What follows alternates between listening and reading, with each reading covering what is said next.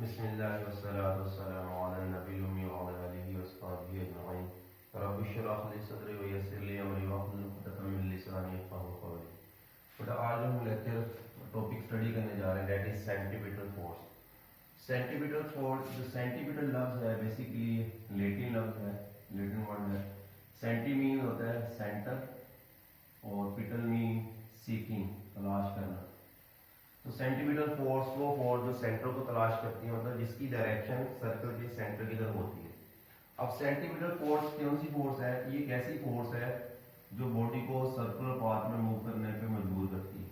ठीक है, the force that bends straight path of body into circular path is called centimetre force, और the force that compels a body to move in circular path is called centripetal force.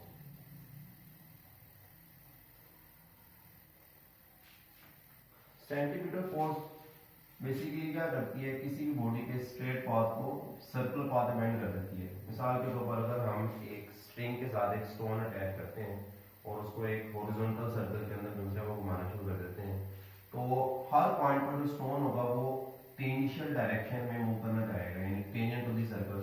Body will stone will tend to move in straight path. लेकिन जो centimetre force है वो normally act करते हुए 90 degree पे act करते हुए उसकी स्ट्रेट पाथ को सर्कुलर पाथ में बेंड कर देती है हर पॉइंट। अब इस पॉइंट के ऊपर जो स्टोन होगा वो इस डायरेक्शन में, स्ट्रेट डायरेक्शन में जाना जा रहा है, लेकिन जो सेंटीमीटर फोर्स है वो सेंटर की तरफ एक्ट करते हुए उसकी डायरेक्शन को बेंड कर देती है। इस पॉइंट पर भी हर पॉइंट के ऊपर बॉडी जो है वो टेंजेंशियल वेलोसिटी की डायरेक्शन में, यानी कि स्ट्रेट पाथ में मूव करना चाह रही है, लेकिन हर पॉइंट पे जो सेंटीमीटर फोर्स होती है, जो कि स्ट्रिंग के केस में स्ट्रिंग की जो टेंशन है वो प्रोवाइड कर रही है, वो 90 डिग्री पे एक्ट करते हुए इसके स्ट्रेट पाथ को कॉन्टिन्यूसली बेंड करना शुरू हो जाती है। ठीक है, इनटू अ सर्कुलर पाथ। तो at every point body wants to move in straight path, but centimetre force compels और bend it straight path into a circular path. ठीक है, अब जो चूंकि सेंटीमीटर फोर्स यहाँ पे 90 डिग्री पे एक्ट कर रही है, तो जो फोर्स 90 डिग्री पे एक्ट करती है बेसिकली वो स्पीड को चेंज नहीं करती। 90 डिग्री पे एक्ट करने वाली जो फोर्स होगी वो स्पीड को चेंज करेगी। इसका मतलब सेंटीमीटर फोर्स की वजह से सर्कल में जो स्टोन या कोई भी बॉडी मूव कर रही है उस बॉडी की स्पीड में तो चेंज नहीं आएगा, लेकिन हर पॉइंट उसकी जो डायरेक्शन होगी वो चेंज होना शुरू हो जाएगी। ठीक है, तो यही सेंटीमीटर फोर्स का फंक्शन है कि it bends the straight path of body into circular path. अब फर्स्ट करें यहाँ पर इस पॉइंट पर हम क्या कर देते हैं, यहाँ पे स्ट्रिंग को छोड़ देते हैं, तो टेंशन खत्म हो जाएगी, सेंटीमीटर फोर्स भी खत्म हो जाएगी। जो ही सेंटीमीटर फोर्स वैनिश होगी ये बॉडी अपने स्ट्रेट पाथ में मूव करना शुरू हो जाएगी। इसका मतलब क्या हुआ? वो कौन सी फोर्स थी जिसने इसके स्ट्रेट पाथ को इसको मजबूर किया हुआ था कि इसके स्ट्रेट पाथ को सर्कुलर पाथ में बेंड किया हुआ था? That was the centimetre force. In this case the centimetre force was provided by the tension in the string. हम हॉरिजॉन्टल सर्कल की बात कर रहे हैं। अच्छा, तो बेसिकली अब डेली लाइफ में सेंटीमीटर फोर्स की बहुत इंपॉर्टेंस है, और वो इस वजह से कि जो यहाँ भी सर्कुलर पाथ के अंदर जो भी मोशन होगी उस मोशन के पीछे सेंटीमीटर फोर्स का रोल होगा। मिसाल के तौर पर अगर हम देखते हैं कि हमारी अर्थ सन के अराउंड नियरली सर्कुलर ऑर्बिट के अंदर मूव कर रही है, तो उसकी मूवमेंट जो होगी अपने ऑर्बिट के अंदर जो मूवमेंट होगी around earth, that is due to the gravitation force. The gravitation force provide the necessary centimeter force. इस तरह इलेक्ट्रॉन की जो मोशन होती है अराउंड द न्यूक्लियस वो भी क्या उसको कहते हैं सेंटीमीटर फोर्स की वजह से है। एटॉमिक न्यूक्लियस और इलेक्ट्रॉन के दरमियान जो कूलम फोर्स है that is providing the necessary centimetre force. तो बेसिकली सेंटीमीटर फोर्स की जरूरत होती है जहां भी हमें बॉडी को स्ट्रेट पाथ में मूव कराना हो, चाहे वो प्लैनेट्स हो अराउंड द सन, और या फिर क्या उसको कहते हैं इलेक्ट्रॉन की मोशन हो, या किसी कार की जो मोशन हो अराउंड ए सर्कुलर ट्रैक, ठीक है, या किसी स्टोन की मोशन हो in a circular path, the stone tied to a string. तो किसी हर केस के अंदर जो है बेसिकली सेंटीमीटर फोर्स ही वो फोर्स होती है जो बेसिकली बॉडी को सर्कुलर पाथ में मूव कराती है। अब इसका रिलेशन बेसिकली हम इस सेंटीमीटर फोर्स की मैग्नीट्यूड फाइंड करना चाह रहे हैं। डायरेक्शन हमने देख ली कि हमेशा सर्कल के सेंटर की तरफ होगी, ठीक है। इस वजह से चूंकि इसकी डायरेक्शन सर्कल के सेंटर की तरफ है और अलोंग रेडियस है, ठीक है, हमेशा हर पॉइंट पर रेडियस की डायरेक्शन या रेडियस के अलोंग है, रेडियस के पैरेलल है, इसलिए सेंटीमीटर फोर्स को हम रेडियल फोर्स भी कह देते हैं।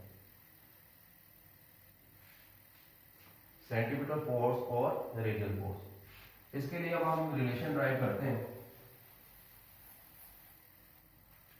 सपोज करें हमारे पास एक ऑब्जेक्ट सर्कल पाथ के अंदर मूव कर रहा है विद यूनिफॉर्म स्पीड, ठीक है। तो स्पीड जो हमने यहाँ पे कंसीडर की हुई है वो क्या रखी हुई है, यूनिफॉर्म। अब सपोज करें जो ऑब्जेक्ट है वो पॉइंट ए से मूव करता है पॉइंट बी तक। अब ए पॉइंट से बॉडी ने मूव करना है पॉइंट बी तक, ठीक है। O is the centre of the circle, the body starts from its movement from A point to B point. तो ये सर्कल का रेडियस है हमारा ओ ए और O B are both radius of the circle. Suppose the body covers a linear distance S along the circumference of body, यानी circumference के along body ने S distance cover की है, ठीक है। तो और जो एंगुलर डिस्टेंस कवर किया सपोज करें वो थीटा है। यहाँ पर उसका जो डिस्प्लेसमेंट होगा बेसिकली ये हमारे पास ये जो लाइन है ये बॉडी का डिस्प्लेसमेंट होगा, इसको हम डेल्टा आर से शो कर देते हैं।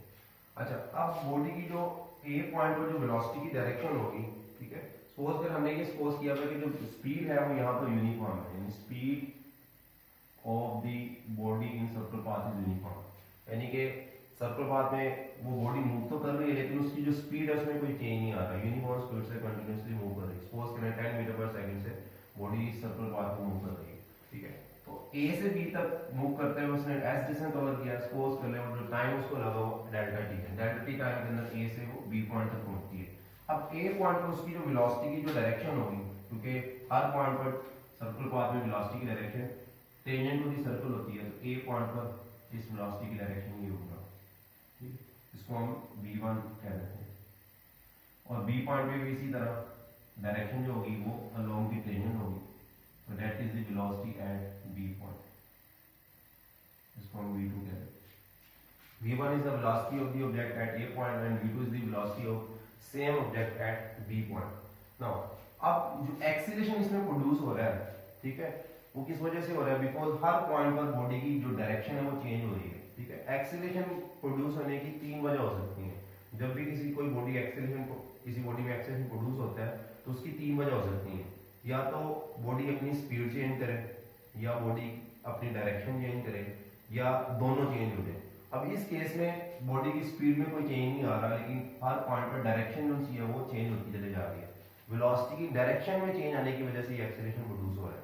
अब वो जो एक्सीलरेशन प्रोड्यूस हो रहा है फर्स्ट कर लें वो that is delta we over delta T, ठीक है, जो फॉर्मूला होता है एक्सीलरेशन का, that is the acceleration produce in this case and delta we is the change in velocity, ठीक है, और delta T during the time delta T. Now अब हमने ये सपोज किया था कि बॉडी ए पॉइंट से बी पॉइंट तक मूव तो कर रही है लेकिन उसकी जो स्पीड है उसमें कोई चेंज नहीं आ रहा। तो स्पीड अगर हम देखें एक body covers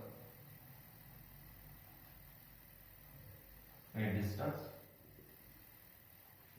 as in time delta d moving with uniform speed v, then अब स्पीड का फॉर्मूला हमारे पास क्या होता है, speed is equal to distance over time, s is the distance that is covered in time delta t, so speed can be written as distance over time। तो यहाँ से अगर हम टाइम कैलकुलेट करें तो that time will be equal to, ठीक है, delta T इस तरह मल्टीप्लाई हो जाएगा, v डिवाइड हो जाएगा, तो यहाँ पर डेल्टा टी की वैल्यू क्या होगी, s over v, that is the time taken by the body to move from point a to point b। a point से b पॉइंट तक मूव करने के लिए जो टाइम लग रहा है बॉडी को, that is s over v। Now हमें टाइम फाइंड करना है और डेल्टा v की वैल्यू फाइंड करनी है। डेल्टा v की वैल्यू फाइंड करने के लिए हम यहाँ पर ज्योमेट्री से हेल्प लेंगे। सपोज करें हमारे पास जो ट्रायंगल है ओ ए बी, ठीक है, हम एक सेकंड ट्रायंगल फॉर्म करते हैं।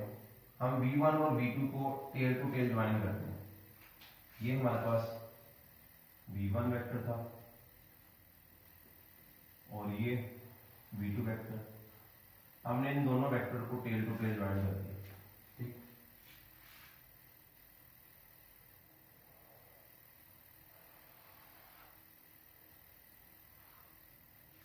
दोनों वेक्टर की जो लेंथ है वो सेम होनी चाहिए, बिकॉज लेंथ ऑफ दी जो वेक्टर है बेसिकली वो इसकी मैग्नीट्यूड को रिप्रेजेंट करता है, और वेलोसिटी की जो मैग्नीट्यूड है दोनों पॉइंट में सेम है। वजह क्या है कि स्पीड यूनिफॉर्म है। जब स्पीड यूनिफॉर्म होगी तो बेसिकली हम कह सकते हैं कि जो वेलोसिटी की जो मैग्नीट्यूड है वो हर पॉइंट पर चेंज नहीं हो रही। वेलोसिटी में चेंज यहाँ पर आ रहा है, स्पीड के चेंज होने से नहीं आ रहा, मैग्नीट्यूड में कोई चेंज नहीं आ रहा, जस्ट उसकी डायरेक्शन चेंज हो रही है। तो V1 और V2 वेलोसिटी की जो मैग्नीट्यूड है वो दोनों सेम है, बट डायरेक्शन उनकी डिफरेंट है, और इस डायरेक्शन में चेंज आने की वजह से एक्सीलरेशन प्रोड्यूस हो रहा है। याद रखिए यहाँ पे जो एक्सीलरेशन प्रोड्यूस हो रहा है वो स्पीड में चेंज होने की वजह से नहीं हो रहा, जस्ट डायरेक्शन में चेंज होने की वजह से आ रहा है। ठीक है, तो अब वो डायरेक्शन में चेंज जो अगर हम निकालेंगे तो बेसिकली ये जो वेक्टर है हमारे पास, ये वेक्टर क्या शो करेगा, डेल्टा V, बिकॉज हम ये जानते हैं कि जब दो वेक्टर को टेल टू टेल ज्वाइन करते हैं तो जो वेक्टर हेड्स को ज्वाइन करता है वो दोनों का डिफरेंस रिप्रेजेंट कर रहा होता है। ठीक, तो इस केस में होगा जो डेल्टा V होगा, अब इस वेक्टर का जो हेड है वो जिस वेक्टर की तरफ होगा, ठीक है, तो हमारे पास बेसिकली V2 माइनस V1, तो ये हमारे पास चेंज इन वेलोसिटी है। ठीक है, जो ये वेक्टर जो है वो चेंज इन वेलोसिटी में डेल्टा V को शो कर रहा है। ठीक है, तो ये देखें ये जो वेक्टर है जो हेड्स को ज्वाइन कर रहा है दोनों वेक्टर के, और इस वेक्टर का हेड जिस वेक्टर की तरफ होगा उसमें से हम टेल वाला वेक्टर माइनस करेंगे। टेल V1 के ऊपर है, ठीक है, तो वेक्टर सब्ट्रैक्शन के रूल के मुताबिक this vector represent V2 minus V1। अगर इस वेक्टर का हेड इस तरफ होगा, ठीक है ना, तो फिर हम इसको V1 माइनस V2 लिखते हैं। ठीक है ना, तो basically final velocity minus change in velocity क्या होगी, final velocity minus initial velocity, इसलिए इस वेक्टर का हेड जो है हमने V2 की तरफ शो किया। Now that is the change in velocity, this vector represent the change in velocity. अब इस ट्रायंगल को हम नाम दे देते हैं PQR ट्रायंगल। ठीक है, इन दोनों ट्रायंगल्स को हम देखते हैं जी। Consider the triangles of AOB and triangle QPR। First triangle हमारे पास OAB ट्रायंगल है, ठीक है, और दूसरी जो ट्रायंगल हमारे पास PQR ट्रायंगल। अब इन दोनों ट्रायंगल्स में सबसे पहले OAB ट्रायंगल में देखें, हमारे पास जो OA है और OB दोनों सर्कल का रेडियस है। ठीक है, रेडियस है, सेम रेडियस और same circle, so both are equal. ठीक, इसका मतलब ये जो साइड है ये साइड के इक्वल होगी। इसी तरह जो हमारे पास जो PQ साइड है इस ट्रायंगल की वो PR के इक्वल है, that is equal to B। उसकी वजह क्या है कि V1 और V2 जो वेलोसिटी है उनकी मैग्नीट्यूड सेम है, because speed is uniform. When speed is uniform तो इसका मतलब क्या होगा, दोनों की जो लेंथ है यानी कि उसकी जो मैग्नीट्यूड होगी V1 और V2 की वो सेम होगी। इस वजह से हमारे पास जो PQ और PR जो साइड है ट्रायंगल की वो सेम होगी। एज उसकी वजह क्या है, V1 magnitude of V1 is equal to magnitude of VT is equal to V, because speed is uniform. No, अब इसका मतलब क्या हो गया, हमारे पास ये दो ऐसे ट्रायंगल बन गए जिनकी दो साइड इक्वल है। तो ऐसे ट्रायंगल्स को जिनकी दो साइड इक्वल हो, दो साइड इक्वल हम क्या बोलते हैं, आइसोसेलेस ट्रायंगल। सो हम कह सकते हैं, सो triangle AOB and triangle QPR are isosceles triangles. So these two, both of these triangles are isosceles triangles. Now अब इस केस के अंदर अगर आप फर्दर एनालाइज करें, यहाँ पर हम एक थ्योरम यूज करेंगे। वो थ्योरम क्या है, उस थ्योरम को सबसे पहले हम समझ लेते हैं कि फर्स्ट के हमारे पास दो रेज हैं, these are two rays and angle between these rays is theta. Suppose it is ray 1 and it is ray 2। ठीक है, इसको हम ray 1 ले लेते हैं और इसको हम ray 2 ले लेते हैं। अब मैं एक ray 1 के ऊपर एक परपेंडिकुलर लाइन ड्रॉ कर रहा हूँ, that is the normal of ray 1। ठीक है, हमारे पास परपेंडिकुलर लाइन है। इस तरह मैं क्या करता हूँ, सेकंड रे के ऊपर भी एक परपेंडिकुलर ड्रॉ कर देता हूँ। अब ये जो नॉर्मल है ये बेसिकली सेकंड रे का नॉर्मल है। ठीक है, अब अगर हम इन नॉर्मल्स को ज्वाइन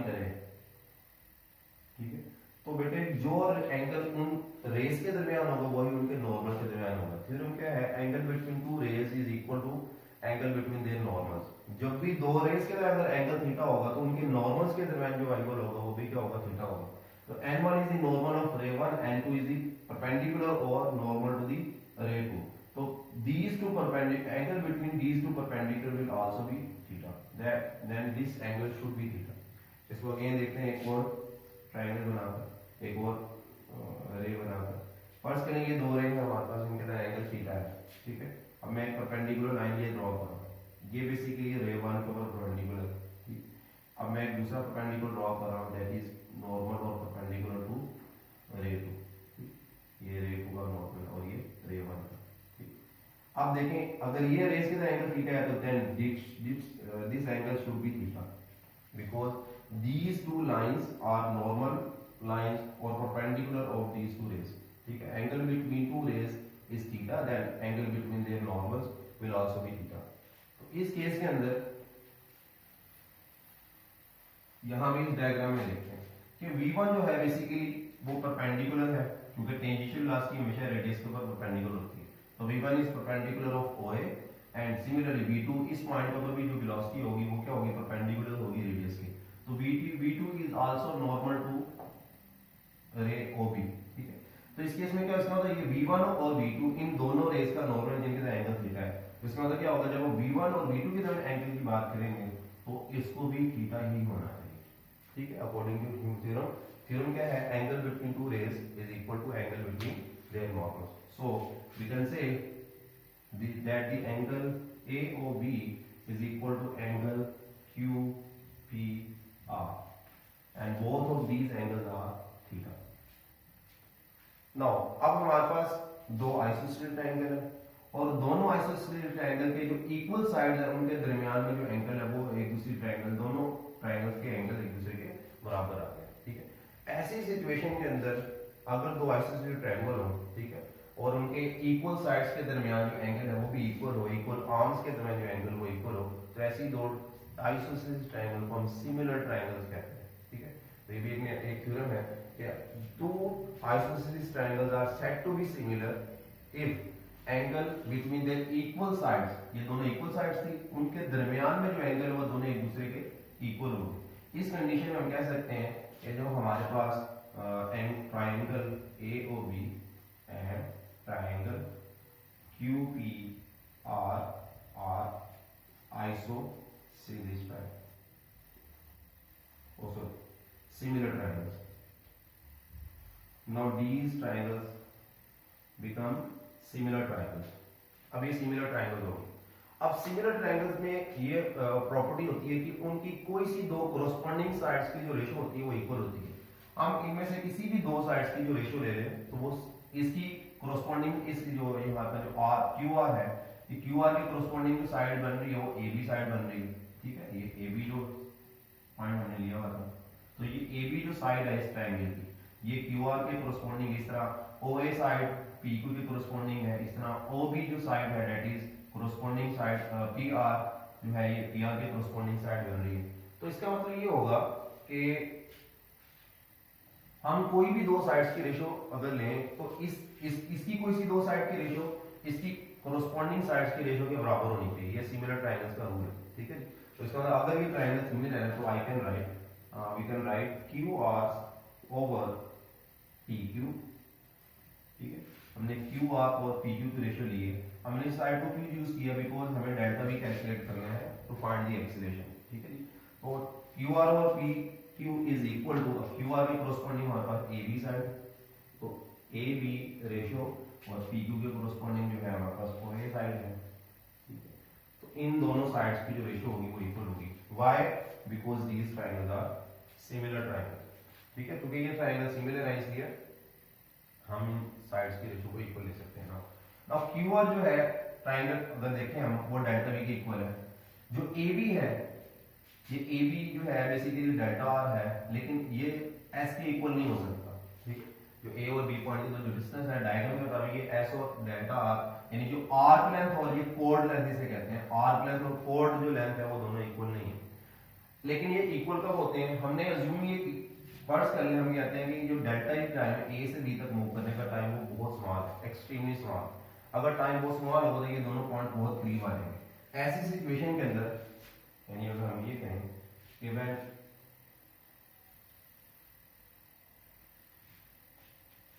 हमारे पास जो है फर्स्ट के लिए हमारे पास आर है, इस केस के अंदर हमारे पास जो एस है ये डेल्टा आर यानी ये कोड लेंथ के इक्वल नहीं है, ठीक है। लेकिन अगर हम बहुत स्मॉल आर लें, ठीक है, अगर ये पॉइंट बहुत करीब हो जैसे यहाँ पर, तो इस केस में हमारे पास ये नियरली स्ट्रेट होगी, ठीक है। तो इस केस के लिए हम कह सकते हैं कि जो एस है वो क्या कहते हैं डेल्टा आर के इक्वल हो गई, या आर जो लेंथ है वो कोड जो लेंथ है, ठीक है, ए बी जो साइड है उसको हम एस के इक्वल ले सकते हैं, ठीक है। When delta T is very small, when delta t is very small, then r ABR is nearly equal to, or AB side is nearly equal to ABR, that is equal to S, ठीक है।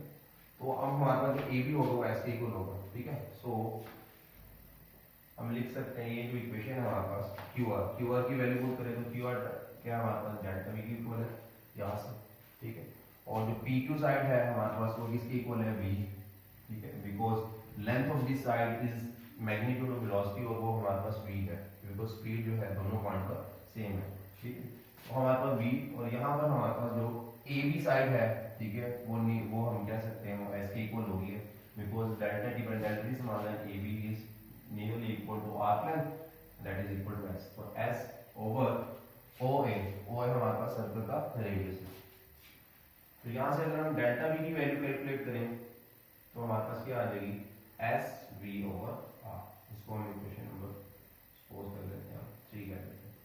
Now हमने time की value find कर ली, delta v की value calculate कर चुके हैं, ठीक है। एक्चुअली फाइंड करने के लिए आपको डेल्टा v चाहिए था और डेल्टा t, तो putting value of delta v and delta t in this equation, so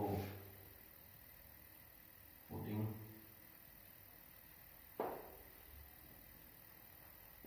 value of delta v and delta t in equation number 1, so we will get acceleration is equal to delta v की value जो थी वो हमारे पास कितनी थी s v over r, over जो time की value थी वो हमारे पास s ओवर v, तो ये नीचे वाला फ्रैक्शन इनवर्स होगा मल्टीप्लिकेशन में v ओवर s, ठीक है।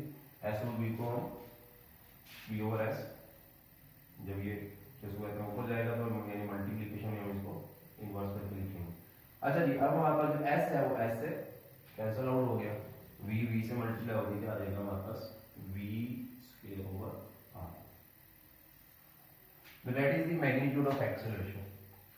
तो एक्सेलरेशन की वैल्यू हमारे पास क्या आई है v स्क्वायर ओवर, ठीक है, ये हमारे पास एक्सेलरेशन है। अब जो है हम इस एक्सेलरेशन की अगर हम डायरेक्शन देखें तो बेटे डायरेक्शन एक्सेलरेशन की हमेशा डेल्टा v वेक्टर की डायरेक्शन में होती है, ठीक है, यानी एक्सेलरेशन जो है उसकी डायरेक्शन हमेशा डेल्टा v वेक्टर की डायरेक्शन में होगी। तो हमें देखना पड़ेगा डेल्टा v इस डायग्राम में, इस केस के अंदर डेल्टा v की डायरेक्शन किस तरह है, तो वही एक्सेलरेशन की डायरेक्शन होगी। तो इस डायग्राम को जरा एक दफा दोबारा देखें,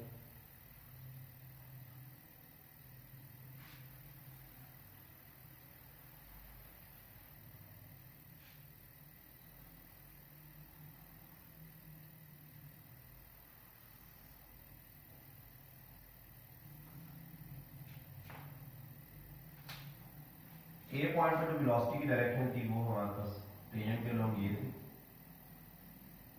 और बी पॉइंट पे जो वेलोसिटी की डायरेक्शन थी दैट इज v2, दोनों की मैग्नीट्यूड सेम है।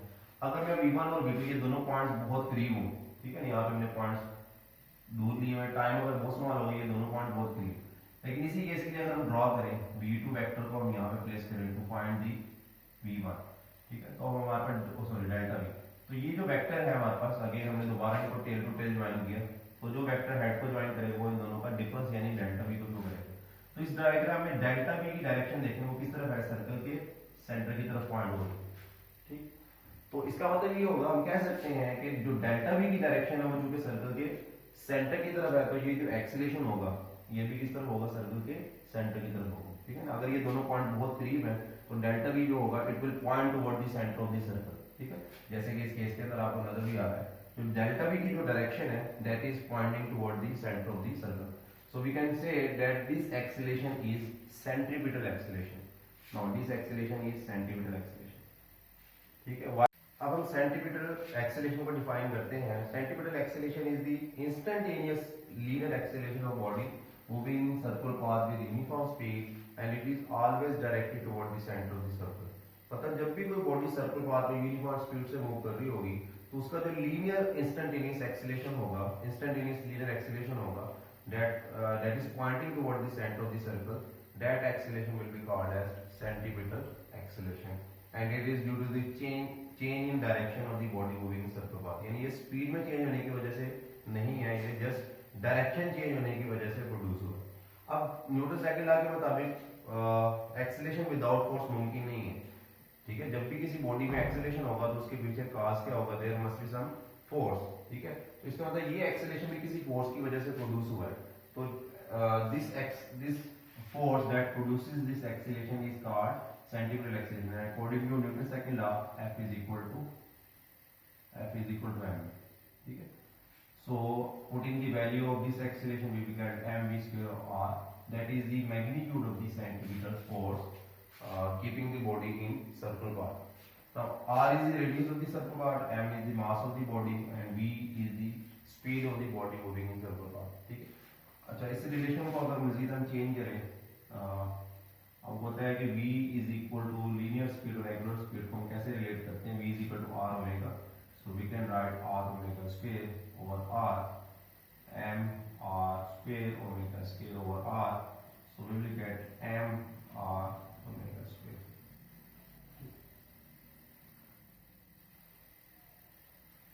सो बेसिकली होता है ये सेंटीमीटर फोर्स की मैग्नीट्यूड है। ठीक है, ये रिलेशन में हमें ये मालूम हो रहा है कि बेसिकली अगर हमारे पास दो ऑब्जेक्ट हैं, ठीक है, जो डिफरेंट स्पीड से मूव कर रहे हैं, उनको सेम सर्कुलर पाथ में मूव करवाने के लिए जो सेंटीमीटर फोर्स रिक्वायर होगी, जिसकी स्पीड ज्यादा होगी उसके लिए सेंटीमीटर फोर्स भी ज्यादा रिक्वायर होगी to keep the body in same circular path. ठीक है, तो बेसिकली ये सेंटीमीटर फोर्स का रिलेशन है। फर्दर हम इसको की पॉइंट्स में मजीद की कंसेप्ट्स में सेंटीमीटर फोर्स से रिलेटेड की कंसेप्ट में अगेन नेक्स्ट लेक्चर में डिस्कस करेंगे। होपफुल आपको ये डेरिवेशन क्लियर होगी। अस्सलाम वालेकुम व रहमतुल्लाहि व बरकातहू।